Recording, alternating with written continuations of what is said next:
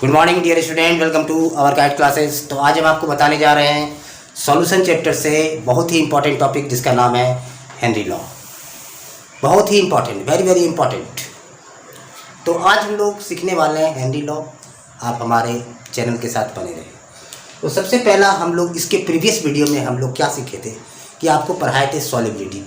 ठीक है, सॉल्युबिलिटी क्या होता है। तो सॉल्युबिलिटी आज हम लोग पढ़ने जा रहे हैं कि solubility of gas in liquid, solubility of gas in liquid at particular temperature.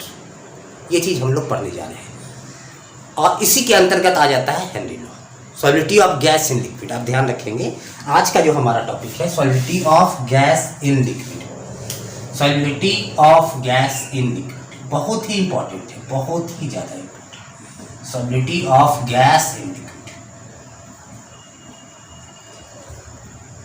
तो सबसे पहला बात ये आती है solubility of gas in liquid में। इस टर्म से आपको मैंने मिला चुका, ठीक है, इस टर्म से हम लोग मिल चुके हैं सॉल्युबिलिटी क्या होता है।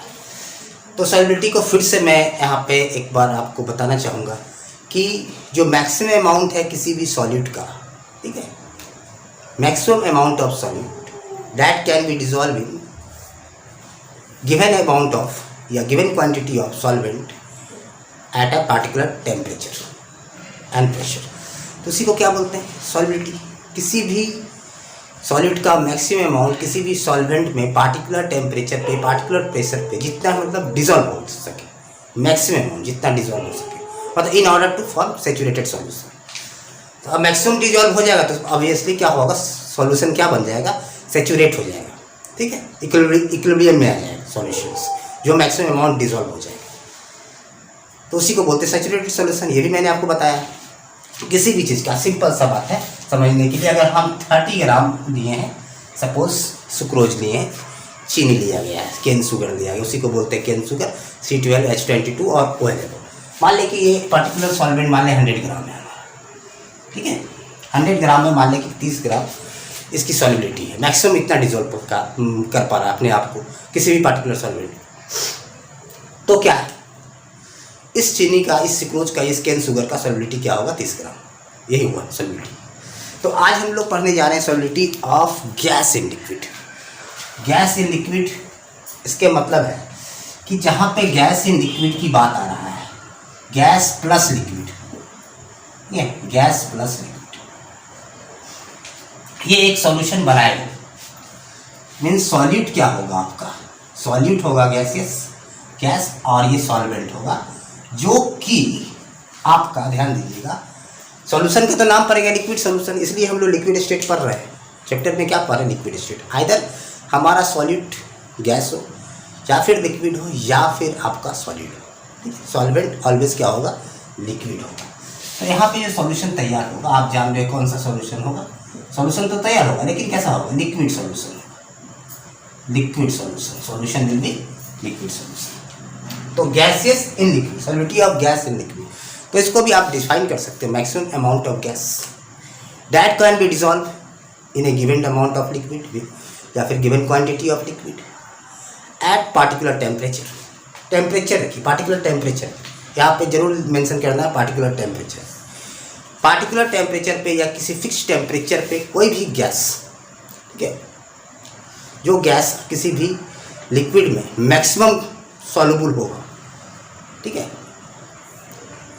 एट गिवन टेम्परेचर, ठीक है, तो उसी को क्या बोलेंगे हम, solubility of gas in liquid. ठीक है, तो कह रहा है, देखिए ध्यान देंगे यहाँ पे, आप बात देखिए कि यहाँ पे कह रहा है कि गैस और जो लिक्विड है, लिक्विड हमारा सॉल्वेंट है, गैस हमारा सॉल्वेंट है। तो कोई भी चीज़ देखिए, लिक्विड में अगर हमको कोई भी गैस को डिजॉल्व करना है, ठीक है, गैस को डिजॉल्व करना है, जैसे मान लें यहाँ पे हम एक फिगर बना के आपको दिखा रहे हैं। यहाँ से मैं आपको धीरे धीरे धीरे धीरे हेनरी लॉ के अंतर्गत चले जाएंगे। आइए भी ध्यान रखेंगे कि जो भी कुछ गैस लिक्विड में सॉल्युबल होते हैं, कुछ मैक्सिमम सॉल्युबल होते हैं, कुछ कम सॉल्युबल होते हैं, ये ध्यान रखेंगे। कुछ टेम्परेचर बढ़ाने पे, आगे हम बताएंगे, टेम्परेचर बढ़ाने पे वेरिएशन आता है solubility, solubility of gas in liquid. तो यहाँ पे मान लिया कि ध्यान देंगे, मैं यहाँ पे गैसियस पार्टिकल्स है, सपोज ये लिक्विड पार्टिकल्स है, लिक्विड पार्टिकल्स है, ये लिक्विड के पार्टिकल्स यहाँ पे है और यहाँ पे गैसियस पार्टिकल्स है। ठीक है, गैसियस पार्टिकल आप देख रहे हैं दूर दूर, गैसियस पार्टिकल क्या देख रहे हैं आप, दूर दूर है। सपोज ध्यान देंगे, सिमिलरली मैं क्या किया, इस गैसियस पार्टिकल्स पे यहाँ पे देखिए एक फिगर आपका क्या होगा, एनसीईआरटी में दिया हो इस टाइप से फिगर, वेट इस पे रख दिया गया, W1 W2 करके वेट रखा गया। ठीक है, ध्यान देंगे। तो क्या हुआ क्या कि जब ये वेट लगने का मतलब क्या हुआ कि इसके ऊपर प्रेशर लगाया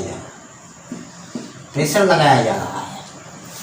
तो अभी देखिए विदाउट जब प्रेशर है, ये थोड़ा गैसियस पार्टिकल मूव कर रहा है, लिक्विड पार्टिकल से थोड़ा अलग है, लेकिन जैसे ही इस पे वेट लगा दिया गया तो ये आपस में क्या हुआ, लिक्विड पार्टिकल और गैसियस पार्टिकल आपस में मीन्स एक दूसरे के संपर्क में आ गए। ठीक है, तो इससे पता ये चला हमको कि वेट लगाने का मतलब आप क्या लगा रहे हो, इस पर प्रेशर लगा रहे हो। क्या लगा रहे हैं, प्रेशर लगा रहे हो। तो प्रेशर लगाने से क्या दिखा कि ये हमारे जो गैसियस पार्टिकल्स है इस लिक्विड में ज़्यादा सॉल्युबल होने लगा। अब इस चीज़ से सोचिए, अगर हम गैसियस पार्टिकल से प्रेशर लगा देंगे, ऑब्वियसली क्या होगा, गैसियस का नेचर होता है एस्केप करना, भागना, लेकिन प्रेशर लगाने की वजह से क्या हो, वो भाग नहीं पाएगा, लिक्विड के साथ क्या होगा, जाके डिजॉल्व होना शुरू होगा, मिलना शुरू होगा, सॉल्युबल होना शुरू होगा। इसके मतलब जब प्रेशर बढ़ा दिए तो ऑब्वियसली क्या हुआ, solubility of gas in liquid क्या हुआ, बढ़ गया। Solubility of gas in liquid बढ़ गया, ये चीज़ ध्यान देंगे। इसके मतलब है कि प्रेशर ऑफ गैस के जो प्रेशर है डायरेक्टली प्रोपोर्शनल टू क्या हो गया, solubility of gas in liquid. ठीक है, एट पार्टिकुलर टेम्परेचर। ठीक है, एट पार्टिकुलर टेम्परेचर। तो इससे क्या पता चला कि प्रेशर अगर हम बढ़ा दिए तो solubility of gas in liquid at particular temperature भी क्या हुआ, बढ़ गया। और यही बात को, यही जो स्टेटमेंट है बन गया क्या, हेनरी लॉ। यही स्टेटमेंट क्या बन गया, Henry law. Pressure of gas अलग अलग तरीके से बोला गया है, इस चीज़ को मैं आपको समझाऊंगा, अलग अलग तरीके से बोला गया, लेकिन बात सब एक ही था। बोलने का तरीका अलग अलग हो सकता है। अगर हेनरी लॉ पूछा जाए तो पहला ये भी आप बोल सकते हो कि pressure of gas directly proportional to solubility of gases at particular temperature. Pressure बढ़ा देंगे, सॉल्युबिलिटी ऑफ गैस क्या होगा, लिक्विड में क्या होगा, बढ़ जाएगा। या pressure of gas directly proportional to, अलग तरीका से प्रेशर ऑफ गैस, ध्यान देंगे कि यहाँ पे मैं मिटा रहा हूँ इसको, कि pressure of gas directly proportional to कहता है मोल फ्रैक्शन ऑफ गैसेस। ठीक है, मोल फ्रैक्शन ऑफ गैसेस। या pressure of gas directly proportional to amount of gases, अलग अलग तरीका, लेकिन सारा चीज़ क्या है, कलेक्टिवली आप इसको बोलो, इसको बोलो, इसको सब मिला के बोलोगे क्या, कौन सा लॉ है ये, हेनरीज लॉ। ये होगा हेनरीज के लिए, हेनरी लॉ। कलेक्टिव चाहिए। अब थोड़ा सा देखिए, ध्यान दीजिएगा। अब यहाँ से उठाते हैं कि अमाउंट ऑफ गैस बढ़ जाएगा। ठीक है, ध्यान दीजिएगा। अगर अमाउंट ऑफ गैस बढ़ जाता है तो अमाउंट ऑफ गैस बढ़ जाएगा, तो एक बात और आप भी लिख सकते हैं कि pressure of gas directly proportional to amount of gas बढ़ने का मतलब है कि नंबर ऑफ मोल्स भी बढ़ जाएंगे। नंबर ऑफ मोल्स बढ़ जाएगा गैस का। नंबर ऑफ मोल्स अगर बढ़ जाएगा, ध्यान नहीं, नंबर ऑफ मोल्स अगर बढ़ गया तो मोल फ्रैक्शंस भी बढ़ जाएंगे। नंबर ऑफ मोल्स बढ़ गया, अमाउंट बढ़ गया, मोल्स बढ़ गया, मोल्स ऑफ फ्रैक्शंस बढ़ जाएंगे, मोल फ्रैक्शंस बढ़ जाएंगे। सॉल्यूशन में मोल का फ्रैक्शन बढ़ जाएगा। तो ये सब मोल फ्रैक्शन बढ़ जाएगा तो क्या होगा, मोल्स बढ़ जाएगा। अमाउंट ऑफ गैस बढ़ जाएगा। तो अमाउंट ऑफ गैस बढ़ जाएगा तो प्रेशर बढ़ जाएगा। ध्यान देंगे, अमाउंट ऑफ गैस बढ़ जाएगा तो प्रेशर भी बढ़ जाएगा। प्रेशर ऑफ गैस बढ़ेगा तो क्या बढ़ जाएगा, सॉल्युबिलिटी बढ़ जाएगी। तो आप किसी चीज़ को बोल सकते हो, लेकिन हाँ पार्टिकुलर एक ये वाला जो है इस पर ध्यान देना है, ताकि इससे हम न्यूमेरिकल्स बना पाए। ये वाला मैं रेड कर रहा हूँ स्टार मार्किंग से, ठीक है। इससे क्या होगा, इसका यूज हम इस लोग इसलिए करेंगे, इससे हमारा आसानी से क्या होगा, न्यूमेरिकल कैरी आउट होगा। न्यूमेरिकल को कैरी आउट करना है तो हम लोग इस इक्वेशन को पकड़ के चलेंगे, pressure of gas directly proportional to mole fraction of gas. यहाँ तक के लिए थोड़ा सा आगे बढ़ते हैं, आप चाहो तो इसको कर लो, प्रेशर ऑफ गैस। तो हम लोग क्या पढ़ रहे हैं, solidity of gas in liquid, solidity of gas in liquid. तो ये चीज़ है। तो pressure of gas directly proportional, इसके मतलब ये है कि वो क्या फैक्टर है, यहाँ पे देखिए ध्यान दीजिएगा मेरी बात, वो क्या फैक्टर है जो pressure solidity of gas in liquid, ठीक है, इफेक्ट डालता है। कह सकते हैं factor affecting solidity of gas in liquid. तो एक पहला चीज़ बन गया आपका प्रेशर, प्रेशर की वजह से घटाने बढ़ाने से सॉलिडिटी पे इफेक्ट आएगा। दूसरा पढ़ाया जाए आपको टेम्परेचर। पहले हम लोग हेनरी लॉ को पूरी तरह से कवर करते हैं। तो ये देखिए आप, तो यहाँ पे क्या है कि अगर थोड़ा सा मैं इसको एक्सपेंड करूँ हेनरी लॉ को, तो यहाँ पे pressure of gas directly proportional to mole fraction of gas, ठीक है, एट पार्टिकुलर टेम्परेचर। अब बात करते हैं प्रेशर ऑफ गैस, इसको हटाते हैं एक कांस्टेंट आता है KH। मैं आपको इस कांस्टेंट से मिला रहा हूँ, घबराइए नहीं। KH क्या है इसके बारे में पूरी आपको मैं जानकारी दूँगा। तो pressure of gas equal to KH into X mole fraction of gas, where KH equal to, इसको बुलाइएगा Henry law constant. Henry law constant है, ठीक है। ये है आपका pressure of gas, means partial pressure of gas, इसको बोलते हैं partial pressure of gas. Partial pressure का मतलब सॉलिड का जो प्रेशर ऑफ गैस, ठीक है, इंडिविजुअल प्रेशर। ये जो है आपको पता है मोल फ्रैक्शन है, मोल फ्रैक्शन ऑफ गैस। अगर मोल फ्रैक्शन का फॉर्मूला भूल गए हैं तो मैं यहाँ पे लिखना चाहूँगा कि मोल फ्रैक्शन अगर निकालते वक्त आपको क्या करना है, मोल फ्रैक्शन ऑफ गैस आप लिखेंगे moles of gases divided by moles of gases plus moles of water. Generally आपको वाटर मिलने वाला है solvent, as a solvent.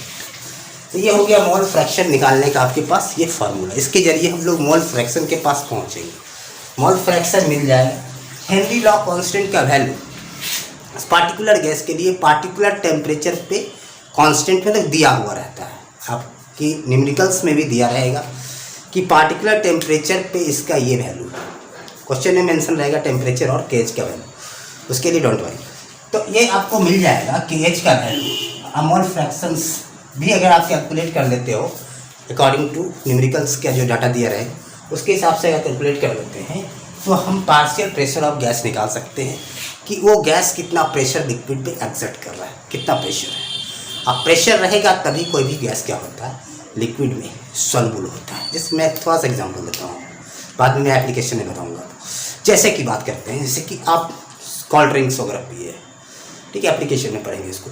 Cold drinks देखते हैं कि जब वो पैक करता है, बोतल पैक करके आता है, अंडर प्रेशर रहता है। कार्बोनेटेड बेवरेज जितने भी होते हैं, कार्बन डाइऑक्साइड डिजॉल्व कंडीशन में होते हैं। उसमें कार्बन डाइऑक्साइड किस कंडीशन में होते हैं, डिजॉल्व कंडीशन। अंडर प्रेशर उसको किया जाता है, 2 या 3 ATM प्रेशर लगा के उसको ये किया जाता है। जब हम लोग कैप को खोलते हैं, आप देखते हो क्या होता है, फीज आउट हो जाता है, स्केप कर जाता है गैस। तो उसमें क्या होता है, प्रेशर को रिड्यूस होता है। जब कैप खोलते हैं आप, प्रेशर रिड्यूस होता है। जब बोतल को सील किया जाता है, बंद किया जाता है, तो प्रेशर बढ़ाया जाता है। जब खोला जाता है तो रिड्यूस होता है। तो आपका क्या करता है, वो गैस निकल जाता है। आप जिससे देखते हो, जैसे खोलते हो गैस बाहर आता है। तो ये एप्लीकेशन है, आप इसके डे टू डे लाइफ में इसका यूज करते हो। हेनरी लॉ के जितने भी एप्लीकेशन आपको बताएंगे ये यूज़ में है, ठीक है। ये मतलब डे टू डे लाइफ का एक तरह से आप बोल सकते हो लॉ है। तो यहाँ पे ये है। अब बात आती है, ध्यान देंगे, ये सारे जिसकी आइडिया आपको मिली है, मोल फ्रैक्शन निकाल लेंगे KH। अब ध्यान देंगे, जैसे कि अब देखिए लिख सकते हैं कि प्रेशर ऑफ जो गैस है directly proportional to mole fraction of gases. यही तो हेनरी लॉ है। प्रेशर ऑफ गैस, मैं यहाँ पे अगर ग्राफ बनाऊँ इसका, थोड़ा ग्राफ में यहाँ बनाता हूँ। एक प्रेशर ऑफ गैस हम देखें, यहाँ प्रेशर लिखते हैं, प्रेशर ऑफ गैस, और यहाँ पे मैं मोल फ्रैक्शन ऑफ गैस लिखता हूूँ। ध्यान देंगे, आप कहता है इसके डायरेक्ट रिलेशन है। डायरेक्ट रिलेशन का मतलब ग्राफ लिनियरली उठेगा, लिनियरली चलेगा। आप इस टाइप से ग्राफ बना सकते हो, ठीक है। ये हो गया पार्टिकुलर थीटा, ठीक है, समझ रहे। तो ये हो गया इसका ग्राफ, हेनरी लॉ का गैस ग्राफ। मीन्स किसके किसके बीच में खिंचाएगा, हेनरी लॉ का ग्राफ आपको खींचना है तो आप प्रेशर वर्सेस मोल फ्रैक्शन के बीच में आप ग्राफ खींचोगे, जो कि ओरिजिन से उठेगा ग्राफ लिनियरली। यहाँ पे ध्यान देंगे ये चीज़। अब देखिए इस किस फॉर्मेट पे लिखा हुआ है, थोड़ा इसको ध्यान देंगे। प्रेशर ऑफ गैस, इसको कि हम फिर से लिखते हैं, pressure of gas is equal to K H into mole fraction of gases. यहाँ तक क्लियर है। Pressure of gas equal to Henry law constant into mole fraction of gas. तो देखिए यहाँ पे y इक्वल टू है, y इक्वल टू ध्यान देंगे mx। थोड़ा इसको ऐसे भी लिख सकते हैं उलट के, थोड़ा मोल फ्रैक्शन ऑफ गैस इंटू के एच। तो ये हो गया आपका क्या, m हो गया, और ये हो गया x। अब देखिए mx plus C means y equal to mx plus C, यहाँ पे तो जीरो है, ठीक है, तो c भी क्या हो जाएगा आपका जीरो है। तो यहाँ पे m, ठीक है, mx प्लस सी, तो ठीक है, तो mx प्लस सी, सॉरी यहाँ पे ऐसे भी, तो m जो हो गया आपका ये ऐसा ही लिखिए, कोई दिक्कत नहीं, इससे kh हो गया और ये x प्लस जी। तो यहाँ पे ये हो गया m हो गया आपका, ये स्लोप है, स्लोप ऑफ ग्राफ। ये m हो गया, ये x हो गया, ये c हो गया, तो mx प्लस सी। तो यहाँ पे m जो है, m क्या है, स्लोप है। m इक्वल टू, जिसको बोलते हैं आप टेन थीटा बोलते हैं, m equal to slope equal to tan theta, जो कि dy बाई dx ही बोलते हैं, टेन थीटा बराबर क्या है, यही kh स्लोप। अगर थीटा की बात करें ये टेन थीटा, मान लीजिए टेन थीटा आप निकाल सकते हैं, यहाँ से ऐसे करेंगे ना डी बाई डी करके ग्राफ ऐसा करके निकाल सकते हैं। तो ये थीटा की जो वैल्यू आएगा वही क्या है, slope of the graph is equal to Henry law constant K H. अगर कोई पूछे के एच क्या है, तो K H equal to slope, slope of graph बराबर K H Henry law constant. और ये वाई एक्सिस पे है, वाई एक्सिस पे ये देख रहे हैं, ये हो गया वाई एक्सिस पे आपका ये है, और एक्स एक्सिस पे आपका मोल फ्रैक्शंस दिए हुए हैं। तो इस तरह से इसका ग्राफ जानना चाहिए, आप इसको चाहो तो नोट करो। उसके बाद थोड़ा मैं आप केच के बारे में, जैसे केच के बारे में क्या है कि पार्टिकुलर टेम्परेचर पे देखिए केच का वैल्यू घटेगा बढ़ेगा टेम्परेचर के हिसाब से। तो ध्यान देंगे pressure of gas directly proportional to mole fraction. एक फॉर्मूला मैं ऐसे लिखूँ, pressure of gas divided by K H is equal to mole fraction of gas, ये लिख सकते हैं। तो मेरा इससे पता ये चल रहा है मोल फ्रैक्शन और के एच का जो वैल्यू है लाई जो करेगा, ठीक है, मतलब अगर कह सकते हैं के एच का वैल्यू बढ़ा दो, अगर के एच का वैल्यू मैं बढ़ा दूँ तो इसका जो ओवरऑल वैल्यू आएगा मोल फ्रैक्शन का वैल्यू कम आएगा, कम आएगा। मोल फ्रैक्शन का वैल्यू क्या होगा, कम आएगा। के एच का वैल्यू मैं घटा दूँ, ये वैल्यू जितना घटते जाएगा तो ओवरऑल ये वैल्यू क्या होगा, ये घटेगा तो ये बढ़ेगा। इसके मतलब के एच वैल्यू जो होगा, अगर बात करते हैं मोल फ्रैक्शन के वैल्यू के साथ क्या बनाएगा, इन्वर्स रिलेशन बनाएगा एक दूसरे के साथ, ठीक है। अगर मैं इसके बीच में ग्राफ खींच दूँ, ये दोनों के बीच में, तो क्या होगा, जो ग्राफ ऐसे जा रहा था वो अब क्या होगा, ऐसे आएगा। मतलब एक क्वांटिटी बढ़ेगा, दूसरा क्वांटिटी घटेगा। ये के एच और मोल फ्रैक्शन के बीच क्या चीज़, तो ये चीज़ पता चल गई। पार्टिकुलर टेम्परेचर पे के एच का वैल्यू अगर बढ़ा दिया जाए, ठीक है, तो ये क्या होगा, मोल फ्रैक्शन ऑफ गैस की क्वांटिटी ऑब्वियसली सोच लीजिए, ये बढ़ेगा तो ये घटेगा। तो सारा का अलग अलग डिफाइन है। जैसे मान लीजिए आपका N2 का O2 का जो के H value, Henry law constant value of gas at particular temperature, सबका अलग अलग। तो उसी तरह से क्या है, के एच का वैल्यू आपको न्यूमेरिकल्स में दिया रहेगा। अगर कहीं पे नहीं दिया रहेगा तो उसको निकाल सकते हैं बड़ा आसानी से, ठीक है, बहुत ही आसानी से निकल जाएगा। तो ये हो गया आपका overall Henry law. Henry law क्या कहता है, समझ रहे बात। मैं इसको मिटाऊँ, आप इसको स्क्रीनशॉट इसका कवर कर दीजिए। इसका क्या कीजिए, आप स्क्रीनशॉट कवर कर दीजिए इसका।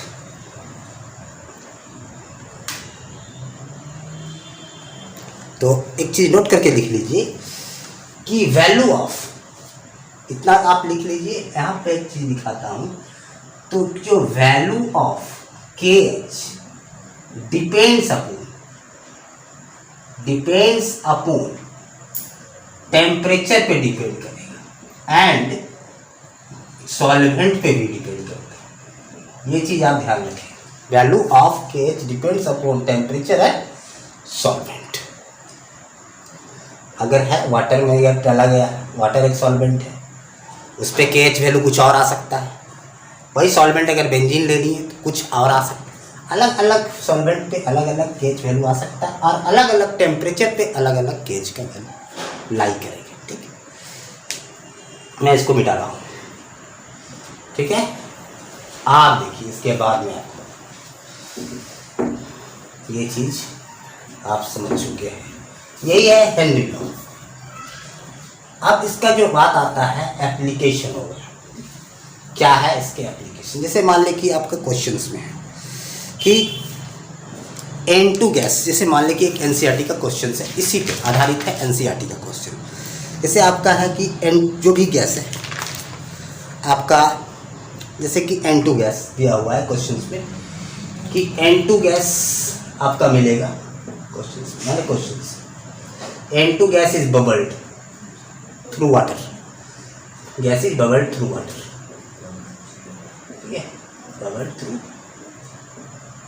Water at particular temperature. यहाँ पर टेम्परेचर आपका मेंशन रहेगा, एट पार्टिकुलर एक टेम्परेचर पे या 298 केल्विन टेम्परेचर पे, एट 298 केल्विन रूम टेम्परेचर पे।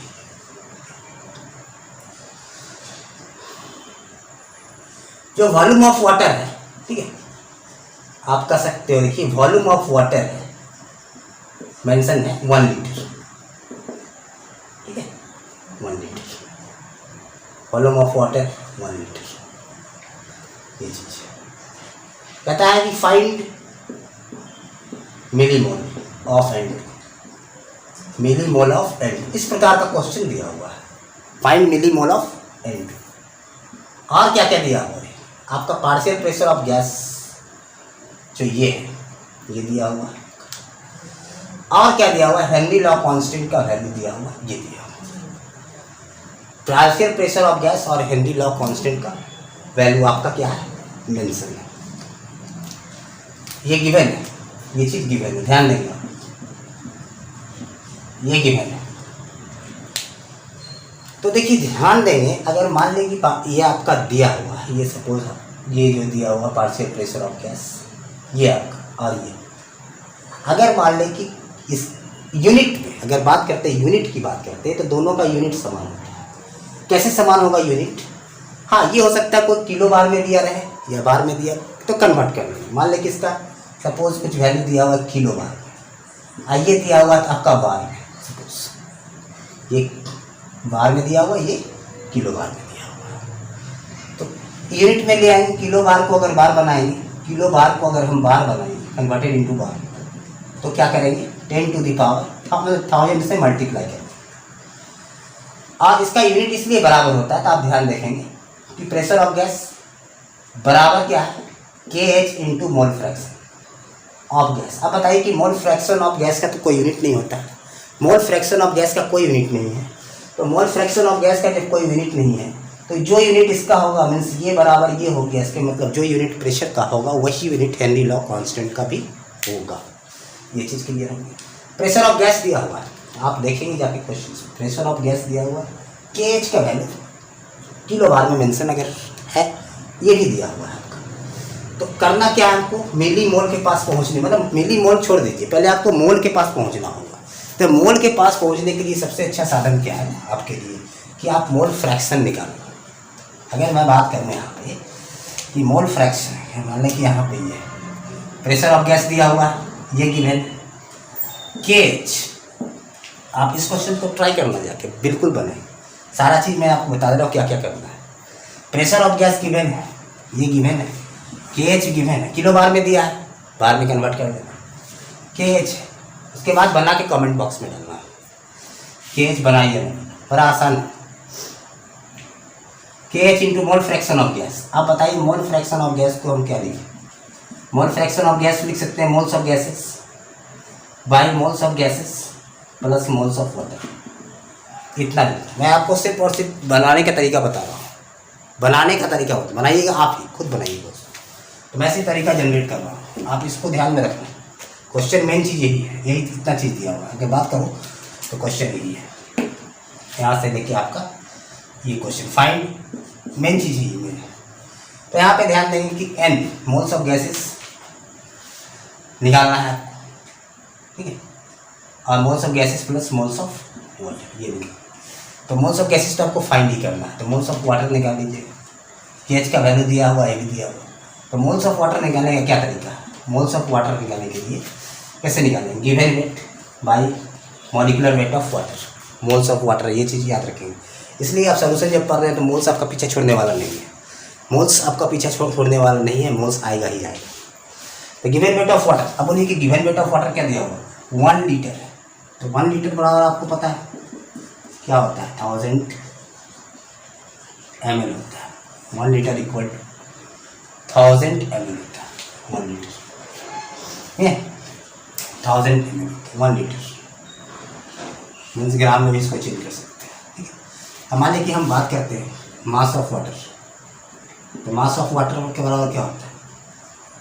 Mass of water, mass of water, ये मास ऑफ वाटर निकाल सकते हैं, ध्यान देंगे। डेंसिटी, डेंसिटी इक्वल टू क्या होता है? मास बाई वॉल्यूम होता है।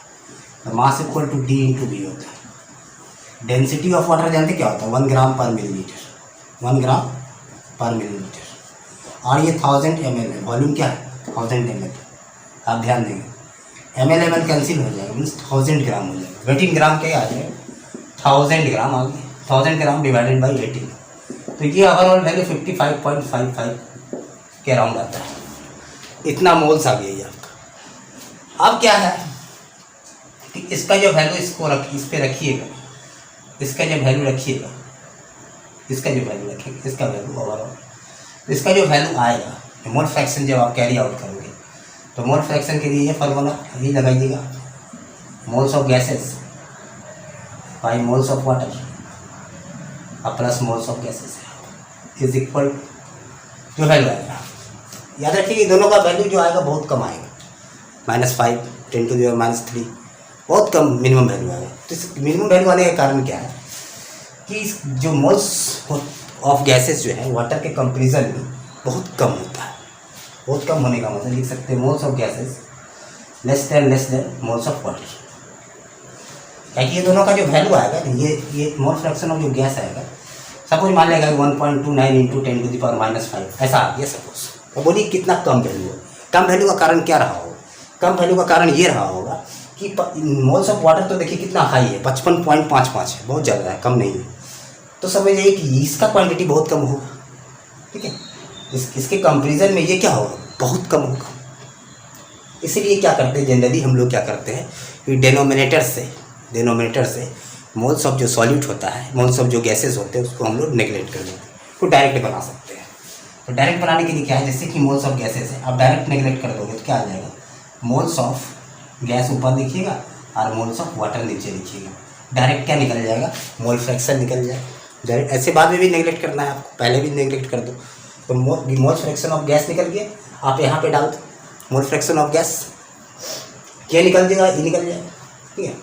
तो मोल फ्रैक्शन ऑफ गैस आपका निकल गया। उसके बाद यहाँ से क्या करना है? मोल्स ऑफ गैसेस निकल जाएंगे, मोल्स ऑफ गैसेस। पहले तो आपने निकाल लिया मोल fraction of gas. Mole fraction of gas बराबर ये हो गया, इस यहाँ पे आप लगा दो, ये निकल जाएगा मोल्स ऑफ गैसेस। ये पता है, ये भी पता है, ये निकल जाएगा।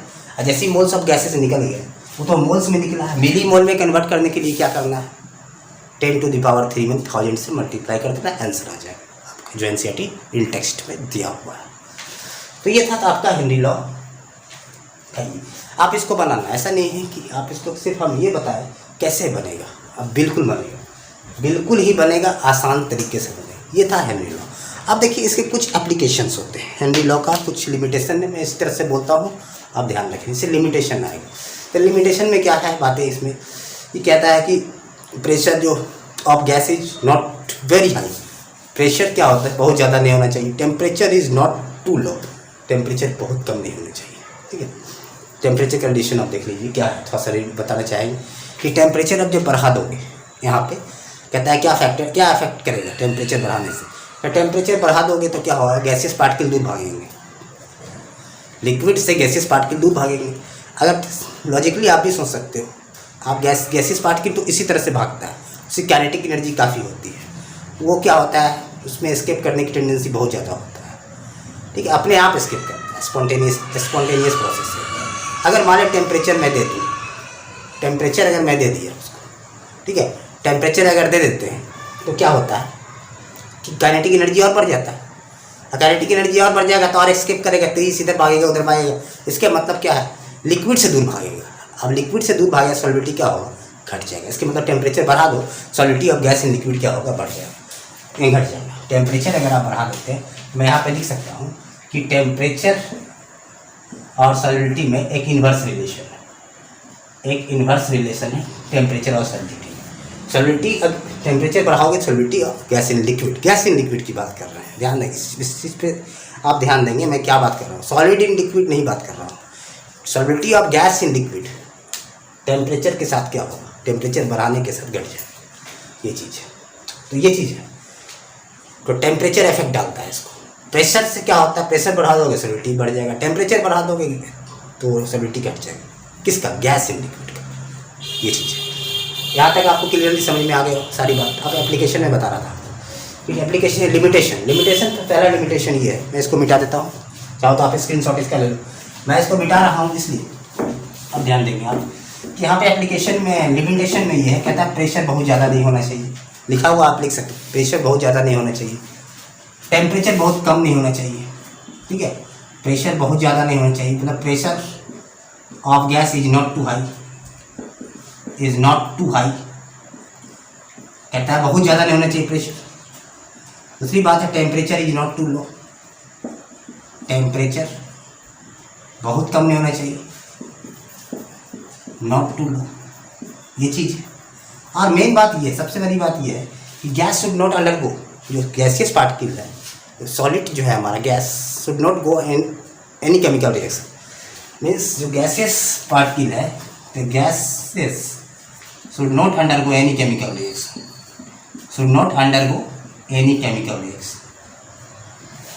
कोई केमिकल रिएक्शन में नहीं जाना चाहिए। तब क्या होगा, जो गैस केमिकल रिएक्शन में जाएगा, क्वेश्चन क्या पूछेगा, कभी कभी जैसे मान लें आपको गैस दे दिया, जो गैस केमिकल रिएक्शन चला गया सॉल्वेंट के साथ, लिक्विड के साथ, वो हेनरी लॉ को ऑबे नहीं कर रहा है, हेनरी लॉ को फॉलो नहीं कर रहा, वो गैस जैसे O2 है, आप वाटर में डालो, कोई केमिकल रिएक्शन नहीं दिखाएगा। सॉल्युबिलिटी और केमिकल रिएक्शन में अंतर, एक चीज़ मैं आपको समझाना चाहूँगा, ऐसा बहुत बच्चे के दिमाग में कन्फ्यूजन चलता है कि सॉल्युबिलिटी और केमिकल रिएक्शन एक ही चीज़ है, नहीं, बिल्कुल अंतर है दोनों में। देखिए खास अंतर क्या है, ये चीज़ है। केमिकल रिएक्शंस में क्या होता है, केमिकल रिएक्शन में कि एक नए चीज़ का निर्माण होता है, केमिकल रिएक्शन, ये चीज़ मैं बताना चाहूँगा कि केमिकल रिएक्शंस में, केमिकल रिएक्शन और सॉल्युबिलिटी में क्या है, केमिकल रिएक्शन सॉल्युबल, कोई चीज़ किसी चीज़ में घुल रहा हो, सॉल्युबल हो रहा है, तो सॉल्युबल हो रहा है, इसके मतलब क्या है ना कि केमिकल रिएक्शन में ऑलवेज क्या है, एक नए चीज़ का निर्माण होगा। जैसे मैं एक बात करता हूँ, जैसे मान ले कि, ध्यान दीजिए, SO3 है, फिर मान ले H2 है, तो मान ले बना दिया ये, फिर H2SO4 बना दिया। तो केमिकल रिएक्शंस में एक नई चीज़ का निर्माण होता है। अब उस केस में क्या होता है, उस केस में क्या होता है कि सॉल्यूशन के अंदर सॉल्यूट और सॉल्वेंट अपना अपना आइडेंटिफिकेशन को खो देता है। जब कोई नया चीज़ बनेगा, आप बताइए, आप सिंपल सा सोचिए कि दोनों को मैं मिला दिया, बन गया एक नया चीज़। तो इस केस में क्या होता है कि इस सॉल्यूशन में, इस बन तो गया नया चीज़, सल्फ्यूरिक एसिड तैयार हो गया, तो उसमें क्या है ना, इसमें SO3 का आइडेंटिफिकेशन खो चुका है और वाटर का आइडेंटिफिकेशन खो चुका है। तो इसको बोलते हैं केमिकल रिएक्शन, जिसमें आइडेंटिफिकेशन बचा रहे, वो केमिकल रिएक्शन नहीं, उसको कह सकते हो that is soluble in water, वो सॉल्युबल है वाटर, तो ये चीज़। तो सॉल्युबिलिटी और केमिकल रिएक्शंस में ये अंतर ध्यान रखें। ऑक्सीजन जो है ध्यान देंगे, ऑक्सीजन अगर बात करते हैं, ऑक्सीजन वाटर में बहुत कम सॉल्युबल है, बहुत ही कम सॉल्युबल है। हमारे ब्लड में बहुत ज़्यादा सॉल्युबल है। तो बहुत ज़्यादा सॉल्युबल का मतलब है बहुत ज़्यादा सॉल्युबल हो रहा है, तो वो ऑक्सीजन ब्लड के साथ रिएक्ट करके क्या बना दे रहा है, ऑक्सी हेमोग्लोबिन बना दे रहा है। ठीक है, अब अगर ज़रूरत पड़ता है बॉडी को ऑक्सीजन, तो वही ऑक्सी हेमोग्लोबिन से वो लेता है। ठीक है, सारे बॉडी में ट्रांसपोर्ट होता है। यही वाटर में ऑक्सीजन क्या है, बहुत कम डिजॉल्व है, लिटिल डिजॉल्व है। तो जो भी बहुत सारे जो गैस है वो वाटर में डिजॉल्व होते हैं, कोई लार्ज अमाउंट में, कोई लार्ज एक्सटेंट में, कोई कम एक्सटेंट में। ध्यान रखेंगे आप चीज़। तो यहाँ पे क्या कह रहा है, ये चीज़ है, ये limitation, gas should not undergo any chemical reaction. जैसे मान लिया HCl लिया, HCl और वाटर में डाल दिया, तो क्या देखेंगे, H3O प्लस बना देगा और एक Cl माइनस बना देगा। तो क्या हुआ, यहाँ पे केमिकल रिएक्शन भी चला गया। तो कहेगा क्या, HCl हेनरी लॉ को ऑबे करता है, ये गैस क्या हेनरी लॉ को ऑबे करता है? बोलिएगा नहीं, बिल्कुल नहीं।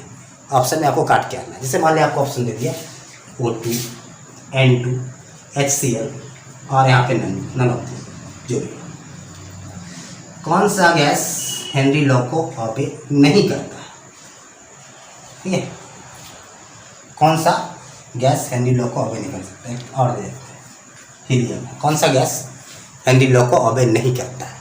तो O2 करता है हेनरी लॉ को, सॉल्व रिएक्शन का कि O2 वाटर के साथ रिएक्ट करके कोई नया चीज़ नहीं बना। ये भी करता है, ये भी करता है। ये गैस नहीं करता है HCl। इसमें आपको ध्यान में रखें। हाइड्रोक्लोरिक एसिड पे बहुत सवाल आता है, ये नहीं करता है। तो ये सब चीज़ें कुछ ऐसे हैं, जैसे NH4 को वाटर में डालिएगा, वो भी क्या होगा, रिएक्ट कर जाएगा। सल्फर ट्राइऑक्साइड को डालिए, वो भी रिएक्ट कर जाएगा। सल्फर डाइऑक्साइड को डालिए, वाटर में रिएक्ट कर जाएगा। कार्बन डाइऑक्साइड को डालिए, वाटर में रिएक्ट कर। ये सब कहानी है उस टाइप से। ये सब गैस ऑबे नहीं करता है। ठीक है, कुछ गैस होता है कि बैक भी दे देता है टूट के, लेकिन कुछ गैस है कि आपका ये सब O2 है, N2 है, हीलियम है, ये सब क्या है आपका लिक्विड के साथ आपका रिएक्ट नहीं करता, सॉल्युबल होगा, कोई लार्ज एक्सटेंट में, कोई लेसर एक्सटेंट में। तो ये होगा आपका लिमिटेशन। खासकर ये लिमिटेशन आप ध्यान में रखें। थर्ड सेकेंड, अब एप्लीकेशन की बात आती है। तो कहता है एप्लीकेशन में, हेनरी लॉ के एप्लीकेशन में ये कहा गया कि पहला तो आपको बता दिया कि जैसे कि सॉफ्ट ड्रिंक है, सोडा वाटर है, उसको एक लार्ज क्या बोलते हैं प्रेशर पे सील किया जाता है, हाई प्रेशर पे सील किया जाता है, ताकि कि उस गैस की सॉल्युबिलिटी उस लिक्विड में बरकरार रहे, डिजॉल्व रहे, मैक्सिमम अमाउंट उसमें डिजॉल्व रहे। ये पहला एप्लीकेशन। दूसरा क्या है, दूसरा एप्लीकेशन ये है कि जैसे जैसे आप जो क्लाइंबर्स होते हैं, जो माउंटेनर्स होते हैं, ऊंचाई पे जो जाते हैं, ऊंचाई पे रहा करते हैं बहुत सारे, तो क्या होता है वहाँ पे बहुत सारी कठिनाइयाँ उनको होती है। जैसे हेल्थ प्रॉब्लम होता है उसको, उसके साथ बायोलॉजी में उसको हम एक नाम देते हैं एनॉक्सिया, एक सिम्टम है। एनॉक्सिया में क्या होता है कि अनेबल टू थिंक क्लियरली, पूरी तरह से सोच मतलब ठीक अच्छी तरह से उसका दिमाग वहाँ पे वर्क नहीं करता है, डिस्कम्फोर्ट होता है, ठीक है, पेन होता है। तो ये सब कारण क्या है, जैसे जैसे ऊंचाई के साथ क्या होता है, हाइट के साथ, डेप्थ के साथ, अगर हम हाइट पे जाते हैं ना, तो प्रेशर ऑफ गैस जो होता है हाइट के साथ इनवर्स रिलेशन बनाता है। ठीक है, हाइट पे जाएंगे तो प्रेशर घट जाएगा, धीरे धीरे आप ऊंचाई पे जाएंगे तो प्रेशर ऑफ गैस क्या होगा, घट जाएगा। अब आप ही सोचिए कि प्रेशर ऑफ गैस घट जाएगा, मतलब कि हमारे बॉडी में ऑक्सीजन गैस है, उस ऑक्सीजन गैस की सॉल्युबिलिटी ब्लड में कम हो जाएगा, क्योंकि प्रेशर घटेगा तो सॉल्युबिलिटी क्या होगा, घटेगा। अकॉर्डिंग टू हेनरी लॉ, उसी के एप्लीकेशन पढ़ रहे हैं, प्रेशर ऑफ गैस क्या होगा, घट जाएगा। कह सकते हैं ऑक्सीजन का जो प्रेशर है, ऑक्सीजन गैस की प्रेशर क्या होगा, अगर बॉडी में ब्लड में या फिर बॉडी के टिश्यू में घट जाएंगे तो सॉल्युबिलिटी भी क्या होगा, ब्लड में उस गैस का, ऑक्सीजन गैस का घट जाएगा, जिसके कारण बहुत सारी परेशानी हो सकता है। क्या कि ऑक्सीजन का अगर प्रचुर मात्रा ना मिले बॉडी में, टिश्यू में, ब्लड में, तो क्या होगा, डिस्कम्फर्ट होगा, प्रॉब्लम होगा, सफ़र करने लगेंगे प्रॉब्लम से। तो ये पहले हो गया सेकेंड एप्लीकेशन। अब डेप्थ की बात है, अगर आप ऊंचाई पे जा रहे तो ये प्रॉब्लम झेलना पड़ रहा है, आप नीचे जाते हैं तो ये भी चीज़ झेलना पड़ेगा। ग्राउंड लेवल से नीचे जा रहे हैं, ये ग्राउंड लेवल से ऊपर में ही तो कठिनाइयाँ हैं, ग्राउंड लेवल से नीचे भी कठिनाई है। जब ग्राउंड लेवल के नीचे जाते हैं तो क्या होगा, प्रेशर बढ़ जाएगा। अगर डेप्थ के साथ हम देखें अगर डेप्थ के साथ देखें तो प्रेशर क्या होगा, डायरेक्टली प्रोपोर्शनल टू डेप्थ। ठीक है, उस समय क्या होगा कि अब ब्लड में बॉडी के टिश्यू में ज़्यादा ऑक्सीजन मिलना शुरू होगा।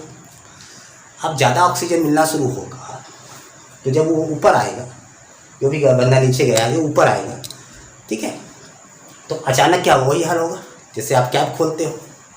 जब कैप खोलते हो, जब कोई बोतल सील्ड रहता है अंडर प्रेशर, जैसे सॉफ्ट ड्रिंक, आप लोग बार बार कोको कोला थम्स अप का बोतल को आप लोग ओपन किए होंगे, तो क्या होता है ना, तो हाई प्रेशर पे सील किया जाता है। जब आप ओपन करते हो प्रेशर को रिड्यूस करते हो, उसी समय जब नीचे जाता है तो प्रेशर तो बना रहता है, ज़्यादा प्रेशर हो जाता है। जब वो बंदा ऊपर आता है तो प्रेशर क्या होगा, घटेगा। तो उस समय क्या होगा, बेंड्स होता है, पेन होता है बॉडी वगैरह। इसीलिए एडवाइस कर किया जाता है जब आप ऊपर आइए तो क्या होगा, धीरे धीरे आइए, अचानक नहीं आइए, धीरे धीरे आइए। तो उसी को बोलते हैं सी डाइवर्स का ये है, उसी को बोलते हैं सी डाइवर्स वगैरह। ऑक्सीजन सिलेंडर लेके नीचे उतरता है डाइल्यूटेड विथ हीलियम। ये सब एप्लीकेशंस हैं। अब टेम्परेचर के आधार पर कुछ एप्लीकेशन क्या है, जैसे एक्वेटिक एनिमल्स है, अपने आप को ठंडा पानी में ज़्यादा सुरक्षित महसूस करते हैं, कंफर्टेबल महसूस करते हैं rather then in hot water. कारण क्या है, कारण ये है कि जो हॉट वाटर में होता है और टेम्परेचर के साथ, ये बताया टेम्परेचर बढ़ा तो सॉलिबिलिटी घट जाए, तो ऑक्सीजन की सॉलिबिलिटी उस हॉट वाटर में क्या हो जाता है, घट जाता है। टेम्परेचर बढ़ेगा, सॉलिबिलिटी घट जाएगा। इसके कारण प्रचुर मात्रा में ऑक्सीजन नहीं मिल पाएंगे। एक्वेटिक जो भी एक्वेटिक स्पीसीज है, वाटर लविंग स्पीसीज जो है, उसको नहीं मिल पाएंगे, तो डिस्कम्फर्ट फील करेंगे। तो ये एप्लीकेशन था। तो आई थिंक आज हम लोग हेनरी लॉ को कवर कर चुके हैं अच्छी तरह से, कहीं पे कोई परेशानी नहीं है। मतलब कि आपका अब आप सवाल बना सकते हो। मैंने एक सवाल आपको दिया भी है, N2 गैसेज बबल वाला, NCERT का क्वेश्चन है, आप उसको करके रखना। नहीं बनेगा फिर बताएंगे, ये आपके लिए क्या कह सकते हैं, आप उसको करके आप कमेंट बॉक्स में डाल सकते हो। ठीक है, चलिए चैनल पे बने रहने के लिए बहुत बहुत धन्यवाद। हम लोग नेक्स्ट वीडियो में मिलते हैं इसी एनर्जी के साथ, तब तक के लिए।